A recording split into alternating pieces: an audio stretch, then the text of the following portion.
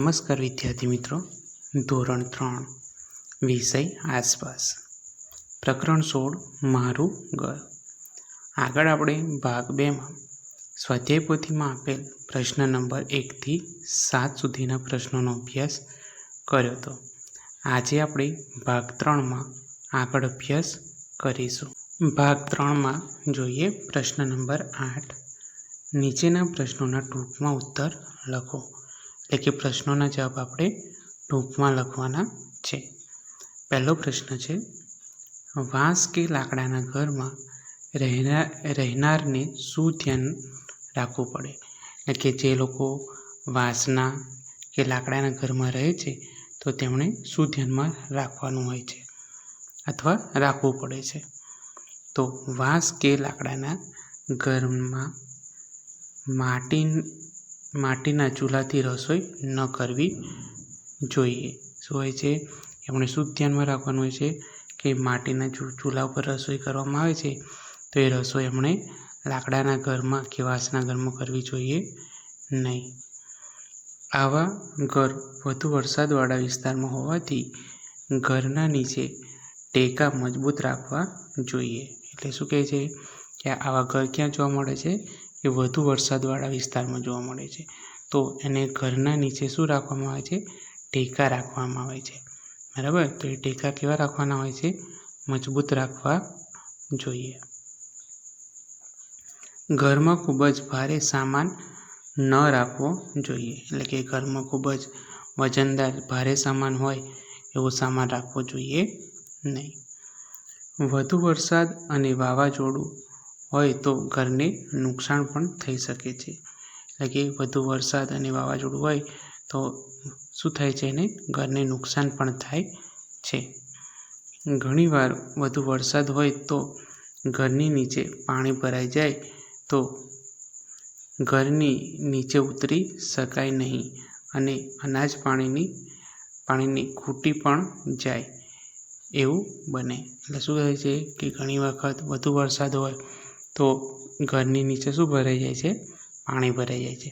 તો એના કારણે એ ઘરની નીચે ઉતરી શકતા નથી અને અનાજ પાણી પણ એમના શું થાય છે? ખૂટી જાય છે. એવું ઘણીવાર બનતું હોય છે. આથી ઘરમાં પૂરતા અનાજ પાણીની વ્યવસ્થા રાખવી પડે. એટલે શું થાય કે એના કારણે આપણે ઘરમાં અનાજ પાણીની પૂરતી વ્યવસ્થા રાખવી પડે છે. ઘરમાં આવવા અને બહાર જવા દાદર હોય છે. એટલે શું હોય છે કે એમના ઘર કેવા હોય છે? ઊંચાઈ ઉપર હોય છે. બરાબર? ઊંચા બનાવેલા હોય છે. તો એમના ઘરમાં આવવા અને જવા માટે શાની વ્યવસ્થા હોય છે? તો દાદર અથવા એને સીડીની વ્યવસ્થા હોય છે. રાત્રે તે સીડીને લઈ લેવી પડે છે. એટલે રાત્રે એ સીડીને શું કરવામાં આવે છે? લઈ લેવામાં આવે છે. નહીંતર ઉપદ્રવી પ્રાણી ઘરમાં આવવાનો ડર રહે છે. એટલે કે કોઈ પણ પ્રાણી શું થાય છે કે ઘરમાં આવી જાય, એ સીડી મારફતે ઘરમાં આવી શકે છે. આ બાબતે પણ કાળજી રાખવાની હોય છે. એટલે કે આ બધી બાબતો શું હોય છે કે જે વાંસના કે લાકડાના ઘરમાં રહેતા હોય તેમણે બધી બાબતોની કાળજી રાખવાની હોય છે. બીજો પ્રશ્ન છે, ભૂપેન જ્યાં રહે છે ત્યાં ઘર કેમ વાંસના થાંભલા પર બનાવાય છે? કે ભૂપેન જ્યાં રહે છે ત્યાં ઘર ક્યાં બનાવવામાં આવે છે? કે વાંસના થાંભલા પર. તો એવું કેમ બનાવવામાં આવે છે? તો જોઈએ, ભૂપેન અસમમાં રહે છે. ક્યાં રહે છે? અસમમાં રહે છે. એ અસમ એક શહેર છે, રાજ્ય છે. તો ત્યાં રહે છે. તો અસમમાં ખૂબ જ વરસાદ પડે છે. તેથી ઘરો વાંસના થાંભલા ઉપર બાંધવામાં આવે છે. તો શું છે? અસમમાં ખૂબ જ વરસાદ પડે છે અને એ વરસાદ પડવાને કારણે ત્યાં ઘરો ક્યાં બાંધવામાં આવે છે? કે વાંસના થાંભલા પર બાંધવામાં આવે છે. જેથી તે જમીનથી ઘણા ઊંચા રહે અને વરસાદના પાણીથી બચી શકાય. એટલે શું થાય છે કે ઘર કેવો હોય કે જમીનથી ઊંચાઈ પર હોય છે ને એના કારણે એ વધુ વરસાદ પડે અથવા વરસાદ પડ્યા કરે તો એ પાણીથી શું થાય છે? ઘર બચી શકે છે, જો એ નીચાણવાળા વિસ્તારમાં હોય, નીચું હોય, તો એમના ઘરમાં પાણી ભરાઈ જવાની શું રહે છે, ભય રહે છે, બરાબર. એટલા માટે એમના ઘર શું હોય છે કે જમીનથી ઊંચાઈ પર રાખવામાં આવે છે.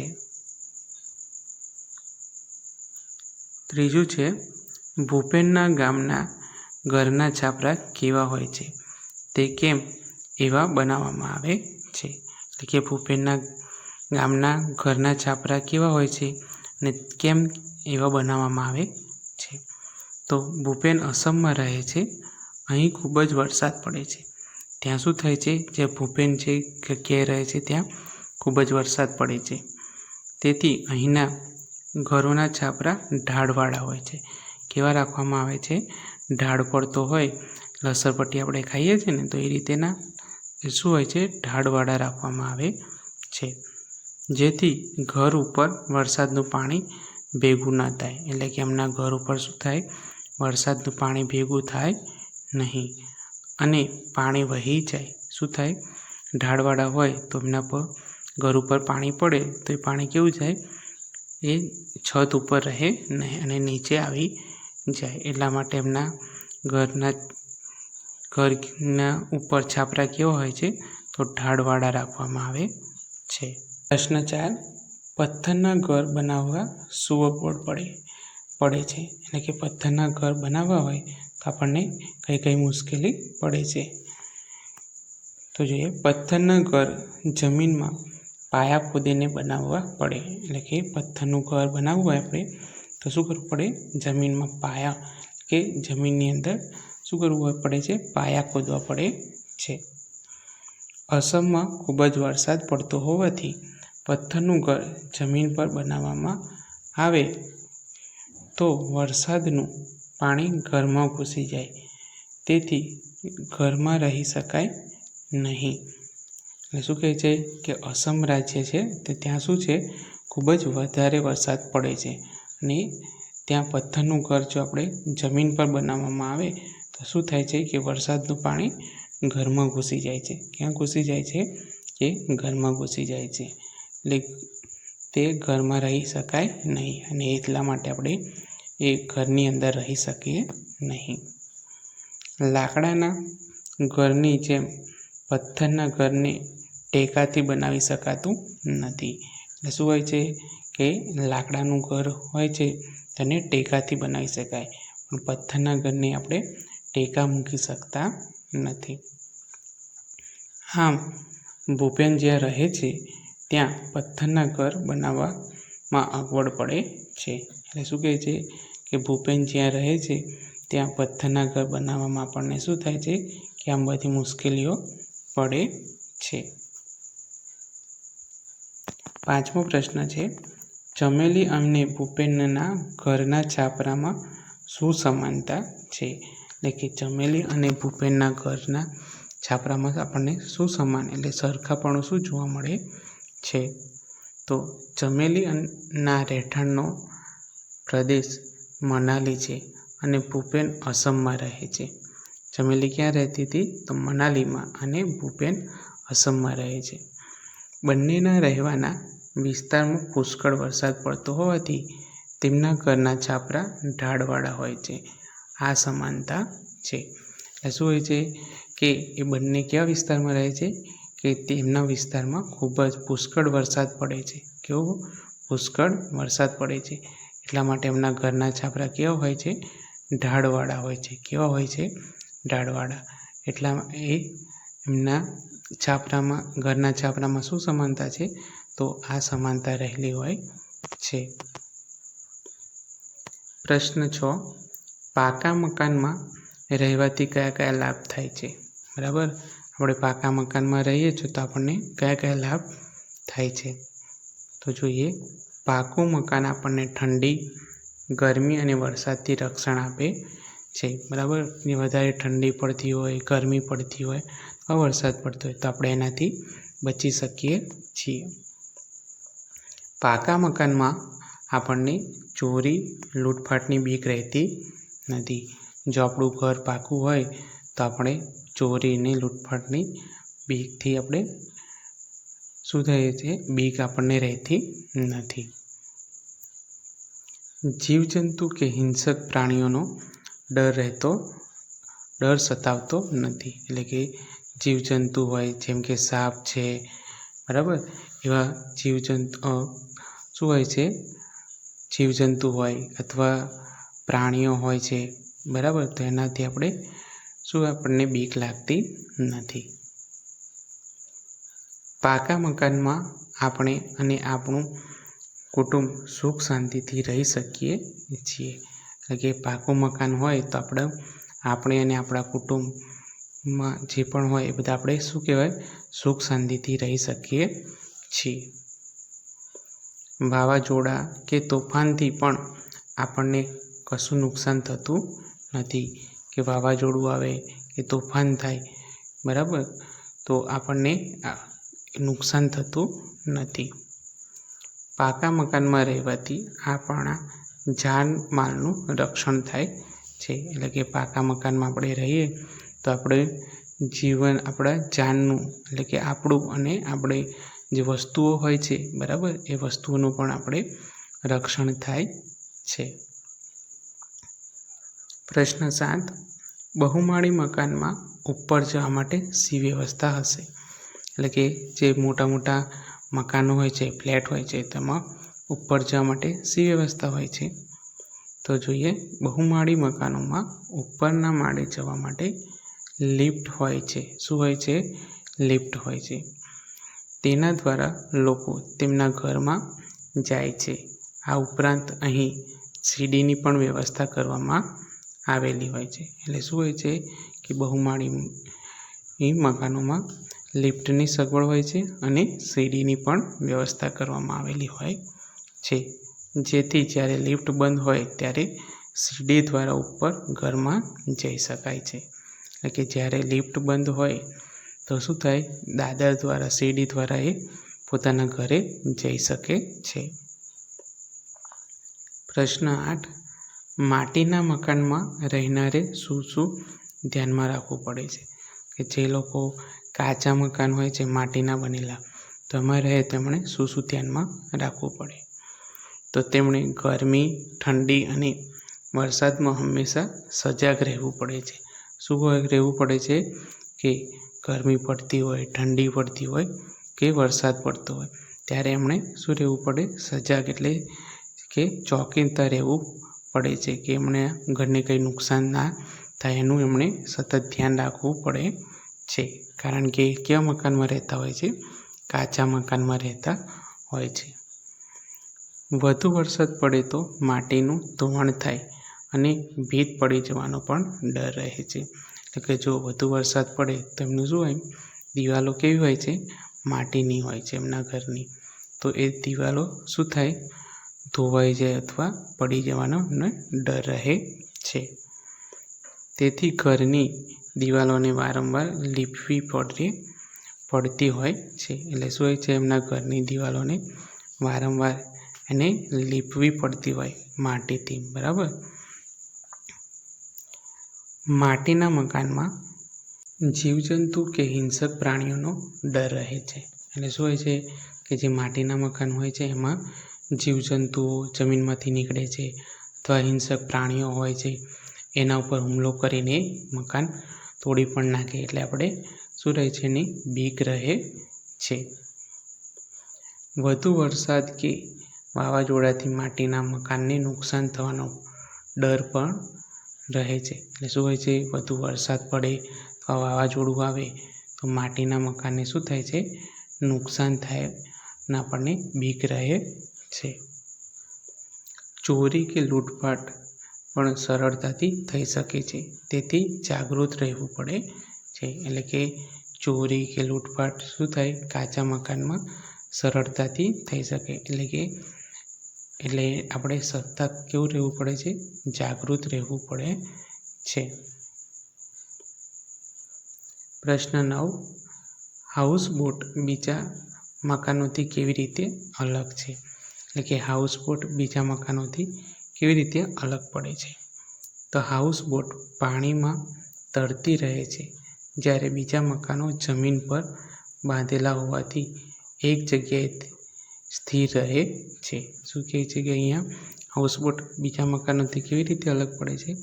તો એ પાણીમાં શું કરે છે? તરતી રહે છે. જ્યારે બીજા મકાનો જમીન ઉપર શું હોય છે? બાંધેલા હોવાથી એક જ જગ્યાએ સ્થિર રહે છે. કે આપણે જમીન પર બાંધેલા હોય એ મકાનને એક જ જગ્યાએ સ્થિર રહે છે અને આપણે એક જગ્યાએથી બીજી જગ્યાએ લઈ જઈ શકતા નથી.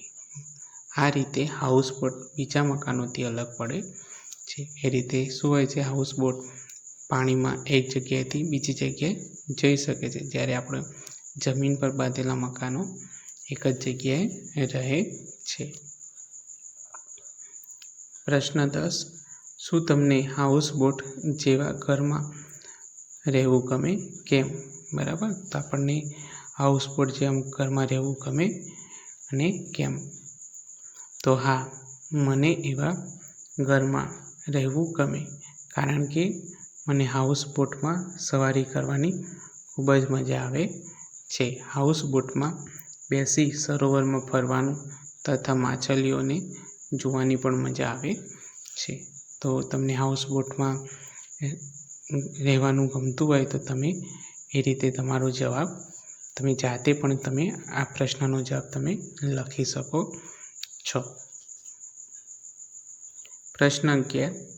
જે લોકોને ઘર ન હોય તેઓને શું મુશ્કેલી પડે છે? બરાબર, કે ઘણાને આપણે જોઈએ છે, ઘણા બધાને તો એ લોકો રસ્તા પર કે ગમે ત્યાં ઊંઘી રહેતા હોય, તો એ લોકોને ઘર નથી તો એ લોકોને કઈ મુશ્કેલી પડી શકે છે? તો જે લોકોના ઘર ન હોય તેમને ખુલ્લામાં રહેવું પડે છે. બરાબર, કે જે લોકોના ઘર નથી તો એ લોકોને ક્યાં રહેવું પડે છે? તો ખુલ્લામાં રહેવું પડે છે. ઠંડી, ગરમી અને વરસાદની ઋતુમાં તેમને ઘણી મુશ્કેલીઓ પડે છે. બરાબર, કે ઠંડી હોય, ગરમી હોય કે વરસાદની ઋતુ હોય તો તેમને ઘણી બધી મુશ્કેલીઓ પડતી હોય છે. તેઓ તેમની માલ મિલકતની, શરીરની તેમજ સામાનની સંભાળ રાખી શકે નહીં. કે જે લોકોને ઘર ના હોય તો એ લોકો શું હોય છે? પોતાની પાસે જે વસ્તુ હોય છે, પોતાનું શરીર છે, સામાન છે, એની સંભાળ રાખી શકતા નથી. પ્રશ્ન 12. શહેરોમાં બહુમાળી મકાન શા માટે બાંધવામાં આવે છે? કે શહેરોમાં આપણે જોઈએ છીએ અત્યારે આપણે શું થવા માંડ્યા છે? બધી જગ્યાએ બહુમાળી મકાન એટલે કે ફ્લેટ જ બાંધવામાં આવે છે. તો એવું કેમ થાય છે? તો શહેરોમાં વસ્તી વધારે હોય છે. કેવી હોય છે? શહેરમાં વસ્તી વધારે હોય છે અને વસવાટની જગ્યા ઓછી હોય છે. એટલે શું હોય છે કે વસવાટની એટલે કે રહેવા માટેની જગ્યા કેવી હોય છે? ઓછી હોય છે. બહુમાળી મકાન બાંધવાથી એક જ પ્લોટમાં 12થી 16 કે તેથી વધુ કુટુંબ રહી શકે છે. શું થાય છે કે શહેરમાં વસ્તી માણસોની સંખ્યા વધારે હોય છે, જ્યારે રહેવા માટેની જગ્યા કેવી હોય છે? ઓછી હોય છે. જ્યારે આ ફ્લેટ એટલે કે બહુમાળી મકાન બનાવવામાં આવે તો શું થાય છે કે એક જ પ્લોટ હોય, એક જ જગ્યામાં શું થાય છે કે 12થી 16 કે તેથી વધુ કુટુંબ એક જ શું હોય છે? જગ્યાની અંદર ઉપર નીચે રહી શકે છે. પ્રશ્ન 13. કચ્છમાં રણ પ્રદેશમાં રહેતા લોકો શા માટે ભૂંગામાં રહે છે? એટલે કે કચ્છમાં જે લોકો રહે છે એમને જે મકાનમાં કે ઘરમાં રહે છે તેમને શું કહેવામાં છે? કે ભૂંગા કહેવામાં આવે છે. તો એ લોકો એની અંદર શા માટે રહે છે? તો રણ પ્રદેશમાં ઉનાળામાં વધુ ગરમી પડે છે. શું થાય છે કે ઉનાળામાં ખૂબ જ ગરમી પડે છે અને શિયાળામાં વધુ ઠંડી પડે છે. એટલે શું થાય છે કે શિયાળામાં ખૂબ જ ઠંડી પડે છે.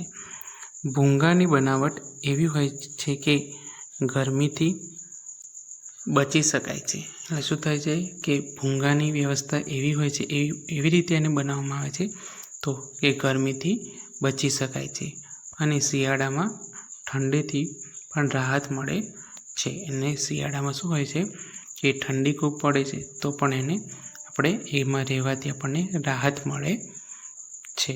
પ્રશ્ન 14.